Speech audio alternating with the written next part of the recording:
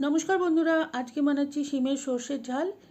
এখন বাজারে বহু প্রকারের শিম পাওয়া যাচ্ছে, সাদা, সবুজ, লাল, লম্বা, বেটে, মোটা, বহু প্রকারে। আমি এখানে সাদা শিম নিয়েছি যার লাল বর্ডার। এটা ভীষণ মিষ্টি হয়। আপনারা যে কোনো শিমেই এই রান্নাটা করতে পারেন। আমি আজকে বিশেষ কিছু মশলা দেখাবো।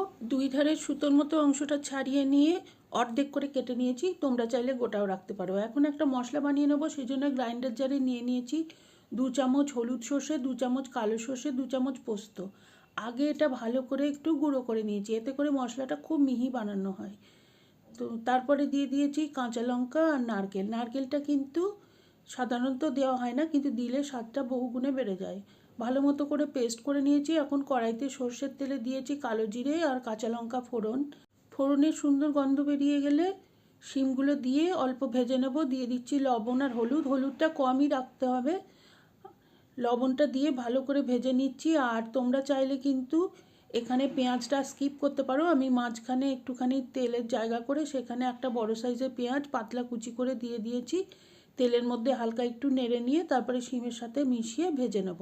ভাজা হয়ে গেলে দিয়ে দিচ্ছি ওই যে পেস্টটা বানিয়ে রেখেছিলাম মশলা, সেইটা। আর তারপরে একটু নাড়াচাড়া করে মশলার সাথে মিশিয়ে ভেজে নেব। তারপর গ্রাইন্ডার জার ধোয়া জল দিয়ে দেবো। জলটা কিন্তু কমই দিতে হবে। আর জল দিয়ে এখন ঢাকনা দিয়ে 5 মিনিট মিডিয়াম হিটে সেদ্ধ করে নেব, কারণ শিমটা কিন্তু পুরোপুরি সেদ্ধ নয়।